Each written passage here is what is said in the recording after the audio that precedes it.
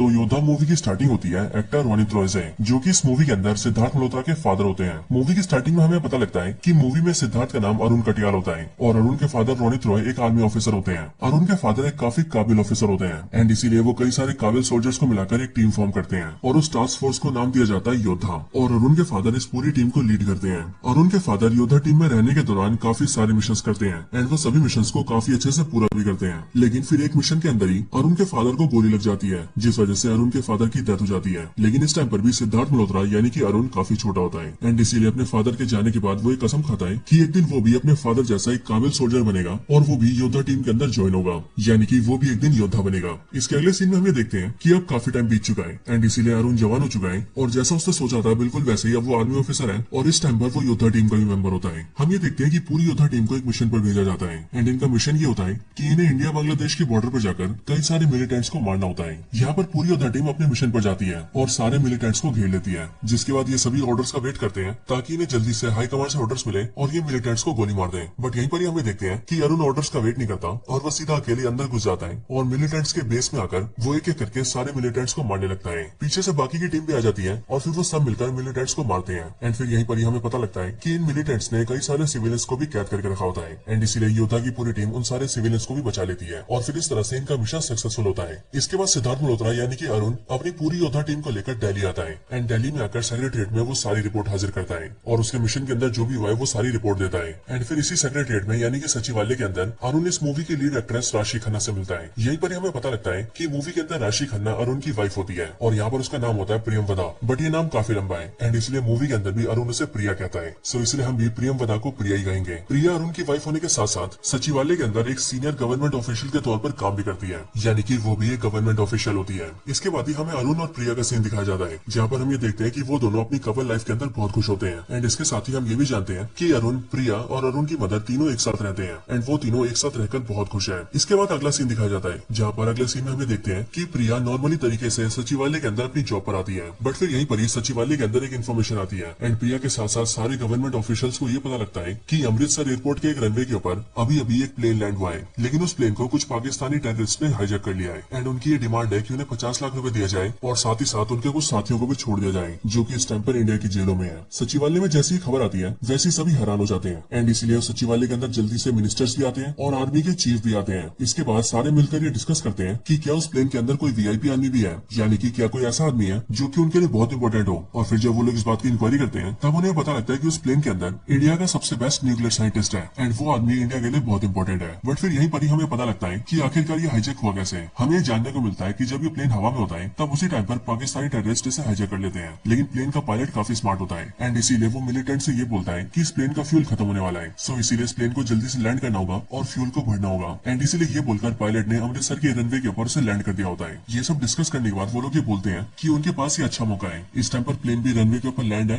इसीलिए हम लोग सभी लोगों के साथ साथ साइंटिस्ट को भी आराम से छुड़ा सकते हैं। बट यहीं पर ही हमें ये बात भी पता लगती है कि उसी प्लेन के अंदर जो साइंटिस्ट है उसके साथ उसकी सिक्योरिटी के लिए एक ऑफिसर भी मौजूद है और वो ऑफिसर और कोई नहीं बल्कि योद्धा टीम से अरुण होता है। लेकिन टेररिस्ट को पता नहीं होता कि अरुण असल में एक फौजी है। ये सारी खबर मिलने के बाद ही आर्मी चीफ अपनी पूरी योद्धा टीम को वहाँ पर लगा देता है एंड जितने भी सोल्जर्स पॉसिबल हो सकते थे वो उन सभी को वहाँ पर भेज देता है, जिसके बाद वो सभी सोल्जर्स उस प्लेन को घेर लेते हैं और दूर दूर जाकर छुप जाते हैं एंड फिर वो सभी ऑर्डर्स का वेट करते हैं। लेकिन यहाँ सचिवालय के अंदर जो मिनिस्टर होता है वो अटैक करने के ऑर्डर्स नहीं देता एंड वो आर्मी चीफ से कहता है कि हम अटैक करने का रिस्क नहीं ले सकते, हमें कुछ और सोचना होगा। लेकिन असल में यहाँ पर उनके पास और कोई ऑप्शन ही नहीं होता। बट इधर दूसरी तरफ प्लेन के अंदर अपना हीरो अरुण कटियाल शीशे से बाहर फौजियों को देख लेता है एंड इसीलिए वो ये समझता है कि सरकार ने उसकी मदद के लिए उन सोल्जर्स को भेजा है एंड इसीलिए कुछ ही टाइम में सारे सोल्जर्स प्लेन के अंदर घुस जाएंगे, जिसके बाद वो लोग इन सारे टेररिस्ट को पीट कर सभी को बचा लेंगे और इसीलिए वो सोल्जर्स के आने का वेट करने लगता है। लेकिन इतने में वो ये देखता है कि जो प्लेन के अंदर जो टेररिस्ट होते हैं वो एक एक करके सभी का पासपोर्ट देखने लगते हैं एंड इसीलिए उन्हें पता लग जाता है कि प्लेन के अंदर जो साइंटिस्ट है वो असल में एक बहुत ही बड़ा वीआईपी है एंड इसीलिए ये बात पता लगती है वो लोग साइंटिस्ट को अपने कब्जे में लेने लगते हैं और इसीलिए इस चीज को देखकर अरुण रुक नहीं पाता और वो मिलिटेंट्स के ऊपर अटैक कर देता है।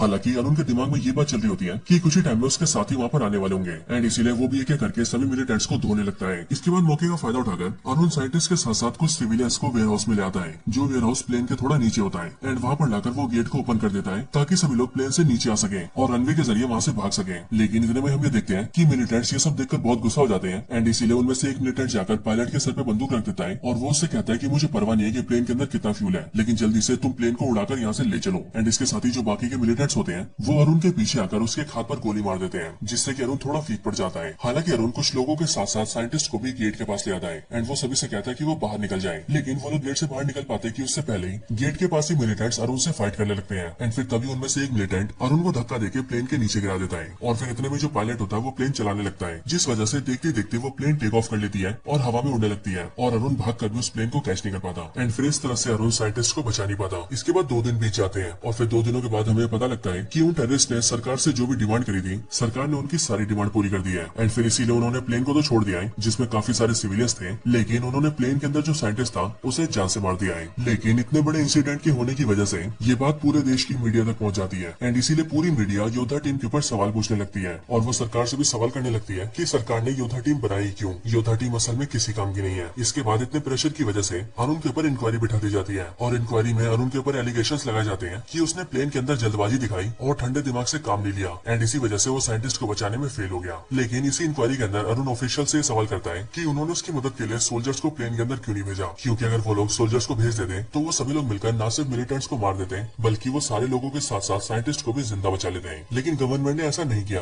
एंड इसीलिए वो ये मानता है कि इसमें सारी गलती सरकार और सिस्टम की है, जो कि इतना बड़ा फैसला लेने में फेल हो गए। लेकिन इस इंक्वायरी के अंदर अरुण की किसी बात को नहीं सुना जाता और उसे उसकी रैंक से सस्पेंड कर दिया जाता है और साथ ही साथ पूरी योद्धा टीम को भी स्क्रैप कर दिया जाता है एंड जो भी सोल्जर्स योद्धा टीम में होते हैं उन सभी को दूसरे डिपार्टमेंट्स में डाल दिया जाता है और साथ ही साथ अरुण को भी ऑफर दिया जाता है कि अगर वो चाहे तो माफी मांगकर किसी और डिपार्टमेंट का हिस्सा बन सकता है। लेकिन अरुण ऐसा करने से मना कर देता है और वो अपनी बात पर टिका रहता है कि इस पूरे मिशन के अंदर उसकी नहीं बल्कि सरकार और सिस्टम की गलती है। लेकिन जाहिर है अरुण की बात सुनने वाला कोई नहीं होता है। इसके बाद हमें देखते हैं कि अब कई साल बीत चुके हैं और इतने सालों के बाद हम सीधा अरुण को देखते हैं जो कि इस टाइम पर सिविलियन ड्रेस में एयरपोर्ट पर होता है और वो सीधा एक प्लेन के अंदर घुस जाता है। हालांकि यहीं पर स्टोरी के जरिए हमें पता लगता है कि योद्धा टीम को स्क्रैप करने के बाद अरुण ने काफी कोशिशें की थी और क्योंकि योद्धा टीम को उसके डैड ने शुरू किया था इसलिए वो चाहता था कि योद्धा टीम बंद ना हो, बेशक से वो टीम में रहे या फिर ना रहे। लेकिन अब क्योंकि सरकार ने उसकी कोई बात नहीं सुनी थी इसीलिए अरुण ने पहले काफी टाइम तक कोशिश तो की थी, लेकिन जब उसने देखा कि कुछ भी नहीं हो रहा है तब कई सालों बाद जाकर उसने भी इस बात को एक्सेप्ट कर लिया और वो एक एयर कमांडो बन गया एंड यहाँ पर वो अपनी ड्यूटी पर ही है। अब एक एयर कमांडो बेसिकली ऐसा कमांडो होता है जिसे एयरप्लेन्स के अंदर तैनात किया जाता है एंड वो भी सिविल ड्रेस में होता है ताकि उसे कोई पहचान न सके और जब कुछ गड़बड़ी होती है तो वो उसे हैंडल भी करता है। यहाँ पर अरुण अपनी ड्यूटी को पूरा करने के लिए एयर भारत की एक फ्लाइट में घुसता है और जो सीट उसे असाइन होती है उस सीट पर जाकर बैठ जाता है। यहीं पर हमें देखते हैं कि अरुण के हाथ में एक फोन होता है एंड उसकी ड्यूटी कहाँ लगी है और उसे क्या क्या करना है ये सारी इन्फॉर्मेशन उसे फोन पर ही मिलती है। बट जब वो प्लेन के अंदर बैठा होता है उसके 10 मिनट बाद ही उसे मैसेज आता है और जब वो मैसेज को ओपन करता है तब उसे ये तो नहीं पता लगता कि वो मैसेज कहाँ से आया है, बट उस मैसेज के अंदर लिखा होता है हाईजैक। अरुण मैसेज को देखकर शॉक हो जाता है और वो सोचने लगता है कि आखिर ये सब क्या हो रहा है। लेकिन इतने में उसे दूसरा मैसेज आता है जिसके अंदर 3 लोगों के नाम लिखे होते हैं एंड मैसेज में ये भी लिखा होता है कि इन तीनों को जेल से रिहा कर दिया जाए। अब इसी टाइम पर कहानी में दूसरी तरफ हम ये देखते हैं कि काफी टाइम से इंडिया और पाकिस्तान के बीच पीस ट्रीटी होने की बातें चल रही होती है एंड दोनों ही देशों के प्राइम मिनिस्टर से चाहते थे कि उन दोनों की कंट्रीज के बीच शांति हो जाए और इसी शांति को बरकरार रखने के लिए पाकिस्तान की कैपिटल इस्लामाबाद के अंदर एक इवेंट रखा जाता है और उस इवेंट के अंदर इंडिया के प्राइम मिनिस्टर को बुलाया जाता है ताकि वहाँ पर वो दोनों देश मीटिंग करके पीस ट्रीटी साइन कर सके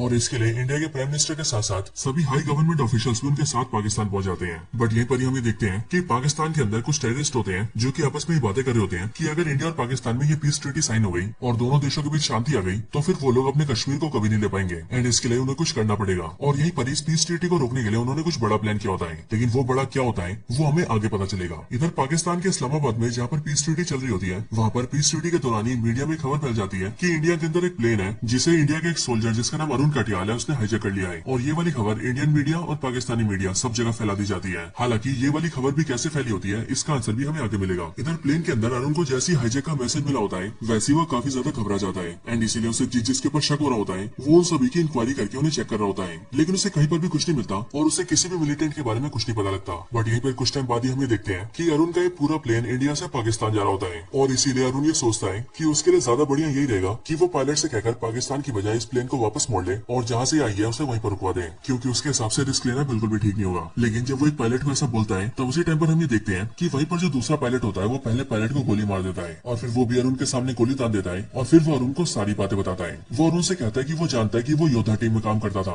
और इस टाइम पर वो एक एयर कमांडो है, लेकिन असल में उसकी ड्यूटी किसी और प्लेन में लगी थी, लेकिन उसी ने गलत मैसेज करवाकर उसे यहाँ पर बुलवाया और अरुण को ये यकीन दिलवाया कि उसकी ड्यूटी इस प्लेन में है एंड इसके साथ ही उसने बाहर मीडिया में ये बात फैला दी कि अरुण ने प्लेन को हाईजैक किया है जबकि प्लेन को हमने हाईजैक किया है। और अब क्योंकि अरुण की ड्यूटी जहाँ पर लगी थी वो उस प्लेन में न जाकर इस प्लेन में आया है, इसीलिए सबने इस बात पर बिलीव भी कर लिया कि अरुण ने हाईजैक किया है एंड इसके अलावा वो पायलट को भी मार चुका है, इसीलिए अब ये प्लेन भी नहीं रुकेगा और अब ये प्लेन सीधा पाकिस्तान जाएगा। इसके आगे वो पायलट अरुण से ये भी कहता है कि वो असलियत में कोई पायलट नहीं है, बल्कि वो तो पाकिस्तान के लश्कर का एक टेररिस्ट है, जिसने कि अपने सारे टेररिस्टों के साथ मिलकर ये प्लान बनाया कि वो इस्लामाबाद में चलने वाले इंडिया पाकिस्तान की पीस ट्रीटी को रोक देंगे। और उसको रोकने के लिए उनका ये प्लान है कि वो इस वाले प्लेन को सीधा उसी बिल्डिंग पर दे मारेंगे जिस बिल्डिंग के अंदर इंडिया पाकिस्तान के प्राइम मिनिस्टर्स मौजूद है और जहाँ पर पीस ट्रीटी चल रही है। और अब क्योंकि उन्होंने पूरी मीडिया में ये बात फैला दी है कि अरुण ने इस प्लेन को हाईजैक किया है, इसीलिए सारी दुनिया को यही लगेगा कि इंडिया के एक सोल्जर जिसका नाम अरुण कटियाल है, उसने प्लेन को हाईजैक किया और पाकिस्तान के अंदर इंडिया और पाकिस्तान के प्राइम मिनिस्टर्स को मार दिया। और फिर इस तरह से इंडिया पाकिस्तान की दुश्मनी चलती रहेगी और दोनों देशों के बीच कभी भी शांति नहीं आएगी। और इसके साथ ही वो अरुण से ये भी कहता है कि अब वो चाहे कुछ भी कर ले, ये प्लेन ऑटोमेटिकली और अपने आप ही सीधा उसी जगह पर जाएगा और जाकर उसी बिल्डिंग से टकराएगा और अरुण इन सबको रोक नहीं पाएगा। इन सारी बातों को जानने के बाद ही अरुण अपनी सोल्जर्स वाली स्किल्स को यूज करता है और उस पायलट बने हुए टेररिस्ट को पकड़ लेता है एंड फिर वो किसी तरह से उसे बीट करके उसे मार देता है। और फिर टेररिस्ट को मारने के बाद ही वो सीधा कॉकपिट में जाता है और वहां पर जाकर प्लेन की डायरेक्शन को चेंज करने की कोशिश करता है, बट वो देखता है कि प्लेन के कोऑर्डिनेट्स बिल्कुल सेट हो चुके हैं एंड इसीलिए वो कोशिश करने के बाद भी उसे हिला भी नहीं पा रहा है। इस बात का पता लगाने के लिए अरुण सीधा प्लेन के वेयरहाउस में आता है, जहाँ पर वो देखता है कि प्लेन का जो मेन सिस्टम है उसे उस पायलट ने बहुत सारे मैग्नेट से खराब कर दिया है, जिस वजह से कोऑर्डिनेट्स को हटाना बहुत मुश्किल है। हालांकि अरुण को यहाँ पर एक और बड़ी दिक्कत ये भी होती है कि उसे प्लेन उड़ाना भी नहीं आता है। लेकिन यही पर फ्लाइट के अंदर एक ऐसी लड़की होती है जो कि नई नई पायलट बनी होती है एंड इसीलिए वो अरुण से कहती है कि वो प्लेन को उड़ा सकती है, लेकिन वो भी प्लेन को तभी उड़ा पाएगी जब प्लेन अपने कोऑर्डिनेट से उड़ेगा। इसके लिए अरुण एक आइडिया लगाता है और वो प्लेन के पावर सप्लाई को कट कर देता है एंड फिर इसके लिए प्लेन का ऑटो पायलट और कोऑर्डिनेट्स दोनों एक ब्रेक हो जाते हैं, जिसके बाद वो जो लड़की होती है वो प्लेन को उड़ाने लगती है। लेकिन इसी प्लेन के अंदर एक एयर होस्टेस होती है और वो एयर होस्टेस दिशा पटानी होती है और वैसे तो वो पूरे टाइम बिल्कुल नॉर्मल बिहेव करती है, लेकिन जैसी वो देखती है कि अरुण ने प्लेन के कोऑर्डिनेट्स को तोड़ दिया है और कोई दूसरी लड़की प्लेन को फ्लाई कर दिया, तभी वो अपना असली रूप दिखाती है और वो अरुण के ऊपर पीछे से अटैक कर देती है एंड फिर वो अरुण को पूरी तरह से घायल कर देती है। और फिर वो अरुण को बताती है कि वो भी असल में कोई एयर होस्टेस नहीं बल्कि लश्कर से मिली हुई है एंड इसीलिए वो उन दोनों को अपने प्लान में कामयाब नहीं होने देगी। बट यहाँ पर भी अरुण किसी तरह से उसे बीट कर देता है, जिसके बाद दिशा पटानी के गले में चाकू लग जाता है एंड फिर उसकी भी मौत हो जाती है। इसी टाइम पर दूसरी तरफ हम ये देखते हैं कि इंडिया में सचिवालय के अंदर सभी को पता लग जाता है कि जिस प्लेन के बारे में हाईजैक की न्यूज सामने आ रही है उस प्लेन के अंदर असली पायलट घुसा ही नहीं था, बल्कि जो पायलट घुसा था वो असल में टेररिस्ट था और वो लश्कर से मिला हुआ था और उसने ही प्लेन को हाईजैक किया था एंड इसीलिए इंडिया में सभी लोग ये जान जाते हैं कि अरुण ने प्लेन को हाईजैक नहीं किया है। लेकिन इधर प्लेन के अंदर अरुण के लिए एक और बड़ी मुसीबत होती है और वो मुसीबत होती है फ्यूल का खत्म होना, क्योंकि अब प्लेन के अंदर इतना फ्यूल होता ही नहीं है कि वो लोग प्लेन को मोड़कर वापस ले जा सके और वो लोग इस टाइम पर पाकिस्तान के अंदर होते हैं और इस्लामाबाद के काफी करीब होते हैं एंड इसीलिए वो लोग डिसाइड करते हैं कि उन्हें वहीं पर कहीं आसपास में लैंडिंग करनी होगी। एंड फिर इसके बाद ही वो लोग देखते हैं कि उनके पास में एक मस्जिद है जिसके पास एक बहुत बड़ी सी सड़क है और वो लोग अपने प्लेन को वहाँ पर लैंड कर सकते हैं। और फिर इसीलिए अरुण किसी तरह से अपने प्लेन को लैंड करवाता है, जिसके बाद प्लेन के अंदर बैठे सारे लोगों की जान बच जाती है। लेकिन इधर दूसरी तरफ हम ये देखते हैं कि इस्लामाबाद में जहाँ पर पीस ट्रीटी का इवेंट चल रहा होता है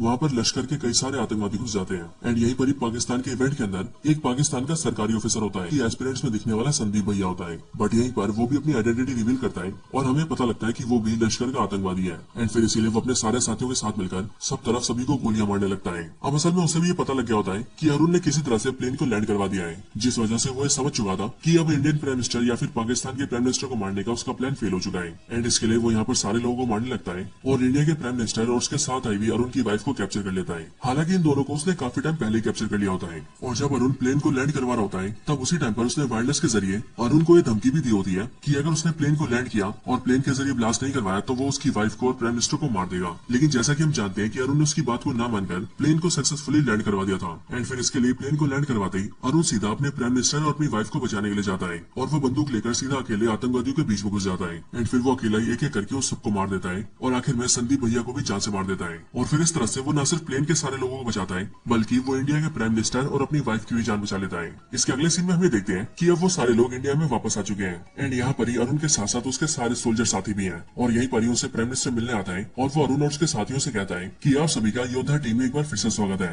क्योंकि अब से योद्धा टीम को फिर से फॉर्म किया जा रहा है। और फिर इस बात को सुनकर अरुण को बहुत खुशी होती है और वो अपने पिता को याद करते हुए सोचता है कि उसने उनकी बनाई हुई योद्धा टीम को बरकरार रखा है और साथ ही साथ वो अपनी मेमोरीज में ये भी देखता है कि इस चीज के लिए उसके पिता को उस पर बहुत गर्व है। एंड फिर इसके साथ ही ये मूवी खत्म हो जाती है।